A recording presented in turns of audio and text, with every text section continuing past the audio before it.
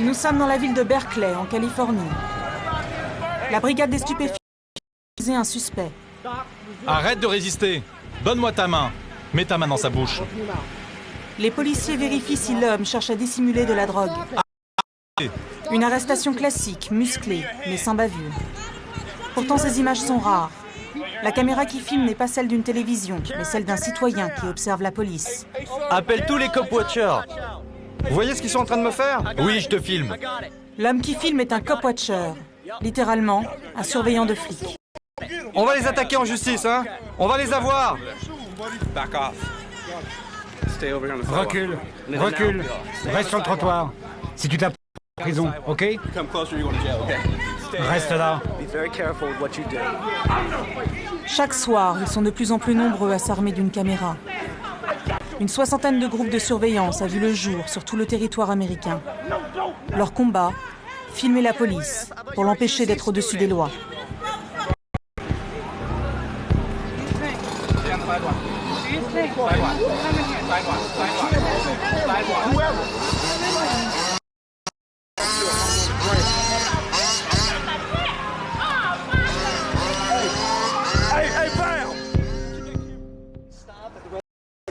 Andrea Pritchett et son partenaire Jacob Crawford ont adopté les mêmes outils que la police.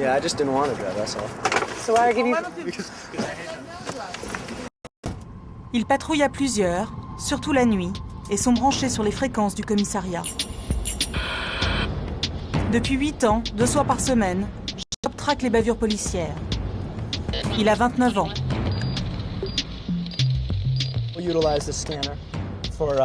On utilise ce qui se passe. C'est souvent utile pour connaître l'adresse, le motif de l'arrestation et savoir où ça en est. Andrea, c'est elle qui a créé le mouvement Copwatch en 1990.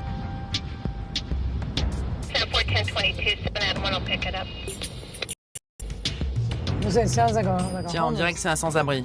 647F, c'est une expulsion. Oh, regarde, ils sont là. C'est en découvrant que les sans-abri étaient régulièrement victimes de violences qu'Andrea a commencé à filmer les policiers. Elle décide d'intervenir.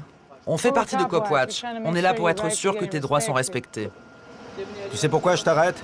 Tu devras le savoir. Qu'est-ce qu'il doit savoir? Tu n'as pas à répondre. Excusez-moi, je ne vous parle pas. Alors vous reculez, d'accord? Vous reculez plus loin. D'accord, on est juste là pour observer, pas pour vous déranger. Si vous n'êtes pas là pour déranger, vous reculez. Cet homme se fait arrêter en toute légalité, alors j'apprécierais si vous pouvez reculer, d'accord? Votre badge, c'est le numéro 37? Vous pouvez nous expliquer la loi pour être sûr que nous ne la violons pas? Cette loi est la 640J, c'est ça? Vous êtes gentil, vous reculez. Andrea peut réclamer le matricule du policier. Jacob a le droit de filmer la scène. Aux États-Unis, la loi le permet. Andrea ne s'arrête pas là. Elle prend à témoin des passants. Les mecs, vous voulez voir le nouveau Berkeley? Nous, vous voyez, on est les Copwatchers. Et ce type là-bas, il essaye juste de dormir, mais les policiers, eux, pensent que dormir sur un trottoir, c'est dangereux pour la société. Donc s'il ne bouge pas, il se fait arrêter, c'est ça? C'est ça. Effet garanti. Face au remue-ménage, les policiers battent en retrait. Andrea, c'est une victoire. Ils sont partis. Pour l'instant. Mais ils peuvent revenir à n'importe quel moment et dire qu'ils lui avaient dit de partir. Et ils lui mettront les menottes. Je suis désolé, mon vieux. J'espère que tu trouveras un autre. Si tu veux venir nous voir à Copwatch, on a une réunion sur Blake Street tous les lundis à 8h. Que pensez-vous des Copwatchers? Besoin d'eux ce soir. Les choses auraient vraiment pu mal tourner pour moi. Cette cheville a été cassée par un policier de Berkeley. Il s'est jeté sur mon dos et son poids a cassé ma cheville. Ouais, ma cheville s'est brisée quand mon pied a touché le sol. Ça peut vite mal tourner quand personne n'est là pour observer. Je le sais, ça. Même si on est à Berkeley, on est quand même en Amérique. Depuis quelques mois, le mouvement Copwatch attire de plus en plus de candidats. C'est Andrea qui les reçoit. Le jour, elle est institutrice à Berkeley et le soir, c'est elle qui se charge de former les nouvelles recrues. Aujourd'hui, des étudiants. Avant la pratique, Andrea leur rappelle les règles d'or du copwatching. Vous devez être sûr d'avoir le numéro de badge de l'agent de police. C'est l'information la plus lire. Rappelez-vous qu'un agent qui n'a ni son nom, ni son numéro de badge n'est pas juste sans son uniforme. Il est hors la loi. Bonsoir. Comment ça va ce soir? Après la théorie, un exercice. Andrea a concocté un jeu de rôle pour les jeunes apprentis. Excusez-moi, vous avez un problème? Je peux vous aider? Est-ce que je pourrais avoir votre nom et votre numéro de badge, s'il vous plaît? Oui, mon numéro de badge est le... Excusez-moi. Oh, on se recule. Tu dois reculer. Tu dois carrément reculer. Appelle du renfort, appelle du renfort. 1042, on a un cas de 333. On a un problème et on a besoin de renfort. Une mise en situation qui leur apprendra surtout à garder de la distance face aux policiers. Vous n'avez pas à dire un mot aux flics. Et pour être honnête, c'est mieux si vous ne le faites pas. On ne veut pas en faire une affaire personnelle entre nous et les flics. Ce n'est pas notre... Les générations de flics se succèdent, mais la violence policière reste. Et ce, depuis la création des États-Unis. Pour Andrea, surveiller la police, c'est un combat politique pour que les citoyens soient égaux au regard de la loi. Selon eux, ce n'est pas le cas. Vous pensez que les gens ont besoin d'être protégés de la police? Je pense que certains en ont besoin. Les policiers sont les gardes du corps de la... Ce sont les pauvres, les gens de couleur, les marginaux, les protestataires, d'être protégés de la police. Et nous, dans le mouvement Copwatch, on doit trouver un moyen de les protéger. Ce sont ces images qui ont éveillé la conscience des Copwatchers. Le 5 mars 1991, Rodney King, un noir américain, est sauvagement battu par la police de Los Angeles alors qu'il a commis un excès de vitesse. Ce jour-là, un amateur filme la scène. La vidéo fait le tour du monde. C'est le choc. C'est la première preuve en images de la police. Et pourtant, malgré cette vidéo, les policiers seront acquittés. Après les émeutes causées par l'affaire Rodney King, l'État de Californie a proposé de faire voter 8 ou 9 lois pour contrôler les violences policières. Ce qui a calmé les gens à un petit moment. Mais aucune de ces lois n'est passée. Je peux plus respirer. Les militants s'appuient sur cette nouvelle vidéo, mise en ligne sur Internet par le Copwatch de Los Angeles. Filmé par un voisin, on y voit deux agents qui frappent au visage un délinquant, William Cardenas, alors qu'il ne semble pas menaçant. La diffusion de ces images déclenche une enquête du FBI. Sans suite judiciaire. Mais dans la collection des Copwatchers, il y a de tout. Des images, pas de lieu ni de date, rien sur les circonstances des arrestations. Alors, information ou propagande?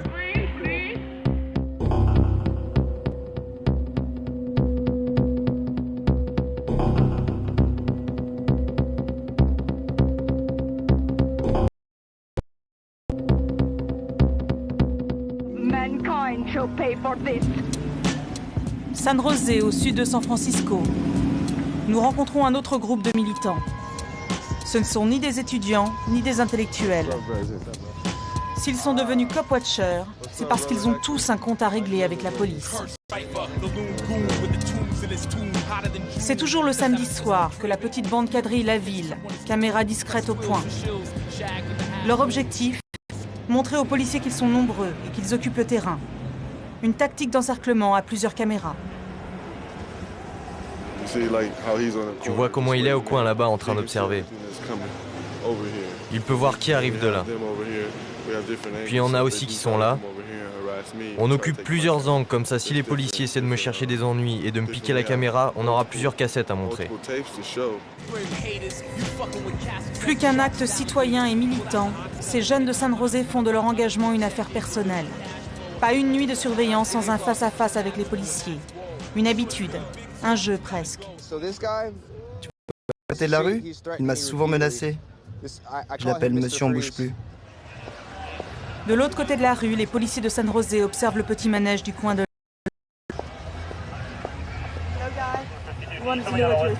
On aimerait savoir ce que vous pensez des Cop Watchers. Ce qu'on pense d'eux? C'est tout ce que j'ai à dire. C'est tout.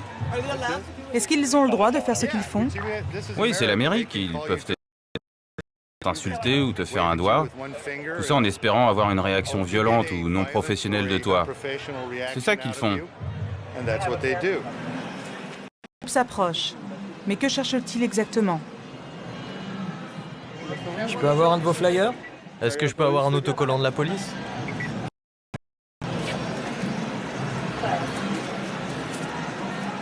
Qu'est-ce qu'on a bien pu leur faire? On essaie d'être sympa et d'avoir une conversation avec eux, et c'est comme ça qu'ils nous traitent. Pour ces militants, souvent provocateurs, le dialogue avec la police est quasi impossible. La rancune est trop forte. Mon oncle s'est fait tuer il y a 3 ans, et aujourd'hui on est en 2007 et rien n'a changé. Les policiers sont toujours aussi dingues. Ah bon, ton oncle s'est fait tuer? Ouais, il s'est fait tirer dans le dos par un agent des stupéfiants qui l'a pris pour quelqu'un d'autre parce qu'il correspondait au signalement d'un homme que la police recherchait. Donc, ils l'ont tué. Et qu'est-il arrivé aux policiers? Oh, il s'en est tiré. Il s'en est tiré sans rien?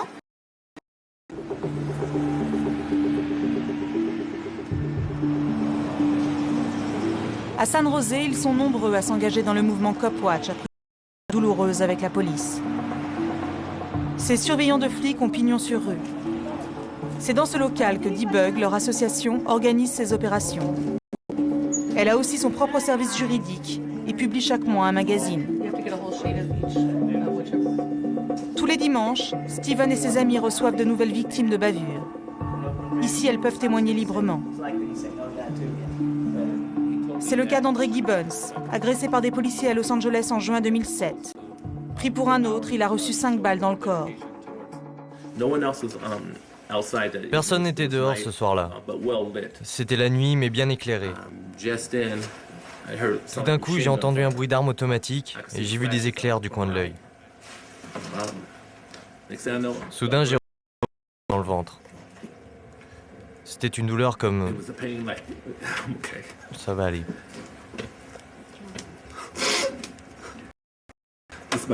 C'est ma sœur.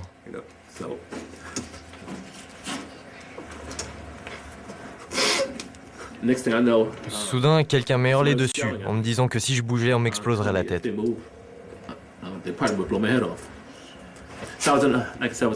J'ai été dans le coma pendant 1 semaine. Durant mon état comateux, je pouvais entendre des conversations autour de moi. Les voix que j'entendais étaient celles des flics de Los Angeles, qui parlaient de m'éliminer pour couvrir leurs bavures. Donc j'ai essayé de chercher un avocat, et quand les policiers s'en sont rendus compte, ils se sont fâchés et m'ont dit que je ne pouvais plus voir mon frère.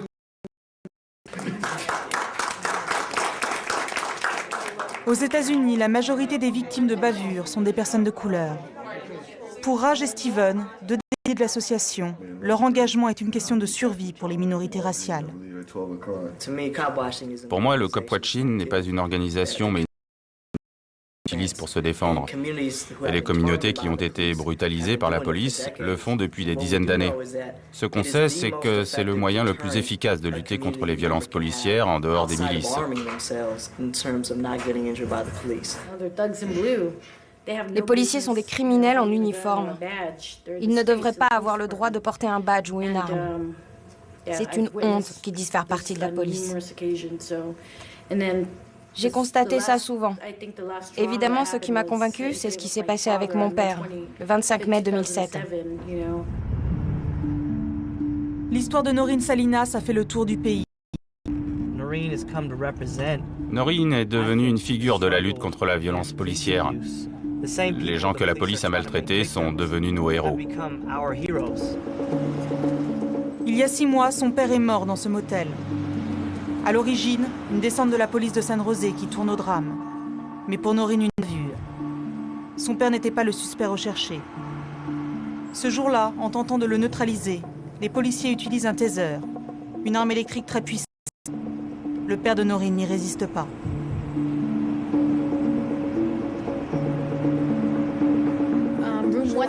C'était dans la chambre 119 ici. Quelqu'un dans l'hôtel a appelé la police parce que 2 personnes se disputaient. Les policiers sont arrivés ici sans... Ils ne savaient même pas dans quelle chambre la dispute se déroulait. Ils arrivent ici, défoncent la porte, mettent les menottes à mon père et le mettent à... Et en gros, ils l'ont frappé et électrocuté à mort avec un taser. Son cœur s'est arrêté sur le coup et ils ont mis une éternité à appeler une ambulance. La chose qui m'a surprise en lisant l'autopsie avec mon avocat, c'est que le corps était déjà bleu et violet quand les secours sont arrivés, ce qui veut dire qu'il est resté mort dans cette chambre un long moment. Tout dans cette affaire montre qu'ils ont tiré avec un taser trop longtemps dans le dos d'un homme. À cause de ça, son cœur s'est arrêté. Noreen veut faire un exemple de la mort de son père. Avec l'aide de l'association, elle a saisi la justice. Dans quelques jours, elle saura si les policiers qu'elle accuse seront mis en cause. Retour dans la baie de San Francisco, au côté de Clay. Que pensent vraiment les policiers de ces citoyens qui les surveillent? Nous suivons 2 agents de la brigade des stupéfiants, le service le plus surveillé par les cop-watchers.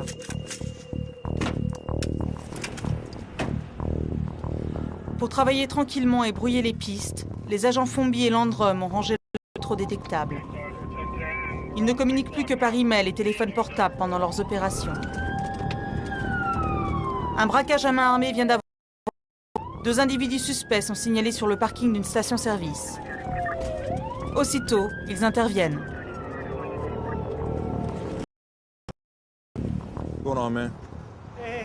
Et vous pouvez sortir de la voiture, s'il vous plaît?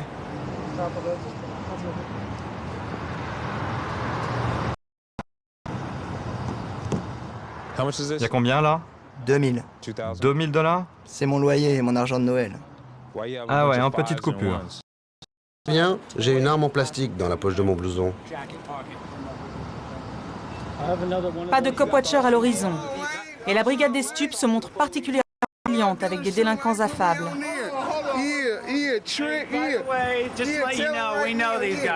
Je vous présente nos trafiquants de drogue locaux. Ah mais dis-lui que je suis à la retraite. Ouais, je suis un trafiquant de drogue à la retraite et je connais l'agent Fomby depuis longtemps. Si t'as pas de flingue ou de... ça fait partie du jeu, tu vois ce que je veux dire? Ça me fait plaisir de voir que t'as changé, mon pote, et que t'es plus sur le trottoir en train de dealer. Fin de... Les 2 suspects qui ne semblent pas correspondre au signalement du braquage sont laissés en liberté. Vous posiez des questions sur les cop-watchers. On déteste les gens et c'est pas vrai du tout. C'est comme s'ils nous accusaient d'être des criminels en puissance. J'ai déjà posé la question. Est-ce que vous pensez qu'il y a des bons flics? Et c'est marrant parce qu'ils me répondent que non. Moi, je pense que la réalité est totalement différente et qu'il n'y a qu'une toute petite minorité de policiers qui violent la loi. Mais bon, c'est pas une mauvaise chose. Vous n'avez rien contre eux? Les citoyens nous ont donné le droit d'attenter à la vie d'autrui dans certaines situations, d'arrêter les gens et de les mettre en prison. Il devrait y avoir des gens qui contrôlent ce qu'on fait. Personnellement, je n'ai pas de problème avec les gens qui filment tout ce que je fais. 22 heures. Les 2 policiers sont appelés en renfort lors d'un contrôle routier. Comment ça va, Monsieur Crawford? Vous allez bien ce soir? Surprise. Jacob, le militant infatigable, est déjà sur place.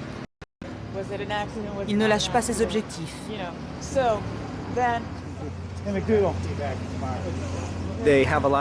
Ils sont très discrets sur qui ils décident d'arrêter, car comme tu peux le voir, ils n'arrêtent pas n'importe qui. Nous, on espère pouvoir limiter et stopper les arrestations systématiques et racistes.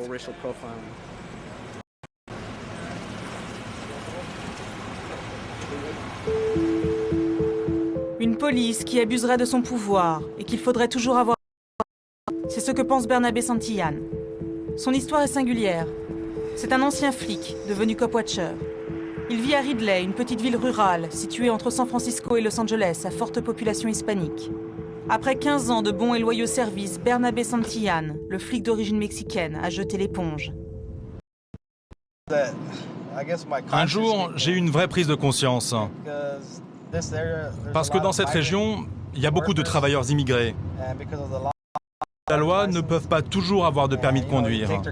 Et nous, on leur enlevait leur voiture. J'ai commencé à penser aux conséquences, à me demander mais comment ils allaient aller au travail et comment ils allaient nourrir leur famille. Et un jour, je me suis dit que je n'avais plus envie de faire ça.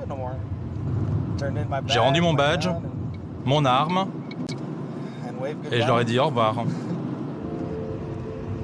Quelques mois après sa démission, il se retrouve de l'autre côté de la barrière. Il devient suspect dans une banale affaire de découvert bancaire. L'interpellation chez lui dérape. Bernabé n'a rien oublié. Ils m'ont traîné jusqu'ici, et pendant qu'on marchait, ils m'ont tordu et déboîté l'épaule, à plusieurs reprises. J'ai dit, j'ai mal, et l'un d'eux m'a dit, ferme ta gueule. Puis il m'a soulevé avec mon bras gauche et jeté violemment par terre. Pendant que j'étais à terre, les trois agents me regardaient en rigolant. Ils m'ont dit « Lève-toi ». J'avais tellement mal que j'ai réclamé une ambulance. Mais j'ai essayé de me lever et je me suis appuyé sur leur voiture. L'un d'eux m'a dit « Ne t'appuie pas sur ma voiture ». Vous avez eu des séquelles suite à ça? J'ai eu 5 opérations à l'épaule. Avez-vous repris le travail? Non, non. Je ne peux plus travailler et je ne crois pas que ça va s'améliorer. Depuis 2 ans, Bernabé Santillan se bat sans relâche pour que les policiers qui l'ont rendu invalide soient condamnés. Ce matin, il a obtenu une audience pour convaincre le juge de tenter une nouvelle procédure. En vain. Le juge vient de rejeter ma plainte. Est-ce difficile d'attaquer les autorités policières? Oui, c'est vraiment difficile car les policiers bénéficient d'une immunité. Pour les attaquer directement, tu dois t'attaquer à l'administration qui les emploie, c'est-à-dire la ville. Tous les ans, il y a des centaines et des centaines de plaintes contre la police pour usage excessif de la force et pour violation des droits civiques. C'est tout le temps. C'est triste et ça doit s'arrêter. Face à l'autisme de la justice, et désormais sans emploi, Bernabé n'a plus qu'une arme pour défier ceux qui l'ont humilié. Surveiller le travail des policiers. Juste après ce qui s'est passé chez moi, j'ai acheté un scanner et un appareil photo. Et j'ai commencé à les suivre pour être sûr qu'ils ne fassent pas aux autres ce qu'ils m'ont fait subir. 7 jours sur 7, Bernabé est branché sur la fréquence de la police.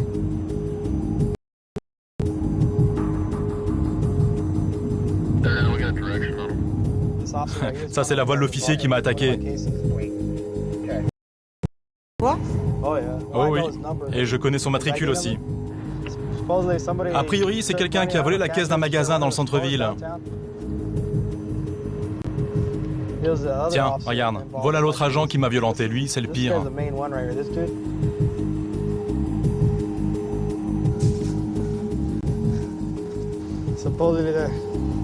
Regardez, ils sont là. Qu'est-ce qu'ils voulaient, ces deux connards? Rien, juste quelques questions. Mais ils n'ont pas à t'interroger si tu ne corresponds pas au signalement de la personne qu'ils recherchent. Regarde, ils se moquent de moi.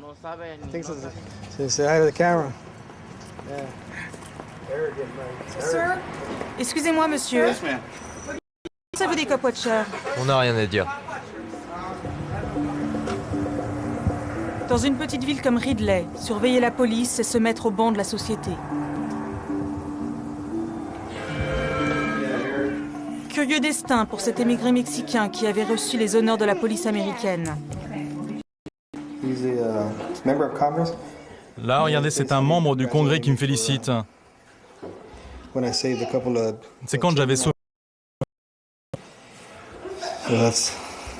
Vous étiez policier de l'année? Oui. Du temps de ses années de service, pu imaginer qu'il deviendrait un paria. Encore moins sa femme, qui depuis vit dans la crainte.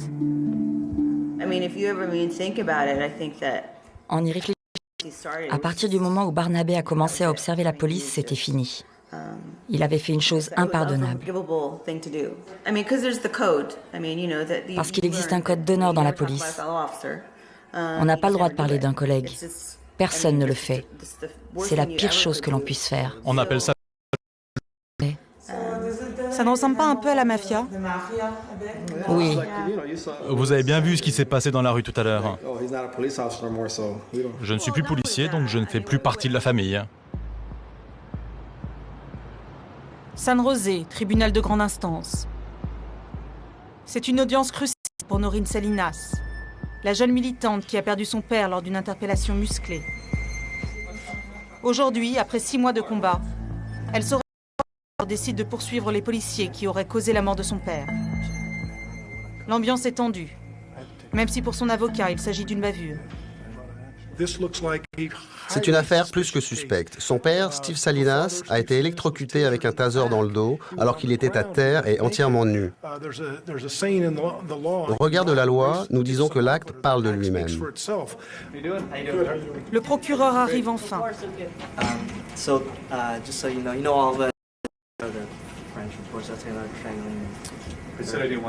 J'avais dit pas de caméra. Nous décidons de filmer l'entretien en caméra cachée. S'il vous plaît, asseyez-vous où vous voulez. La décision tombe, sans appel. J'ai décidé qu'il n'y avait pas de preuves suffisantes pour incriminer les policiers. C'est une blague? Non, ce n'est pas une blague. Et il s'est tué tout seul, c'est ça? Les gens meurent tous les jours sans que ce soit un crime, Noreen. Le rapport d'autopsie nous a montré que ton père n'était pas un homme en bonne santé. Le médecin expert a dit qu'il aurait pu mourir après n'importe quel choc important. Est-ce que ça justifie le fait que les policiers lui aient cassé la gueule et électrocuté avec un taser? Et l'ait tué comme ils l'ont fait? Rien ne prouve que c'est ça qui l'a tué. Ah, ok, d'accord. Ok, c'est bon. Fin de l'entretien. Noreen quitte la pièce effondrée.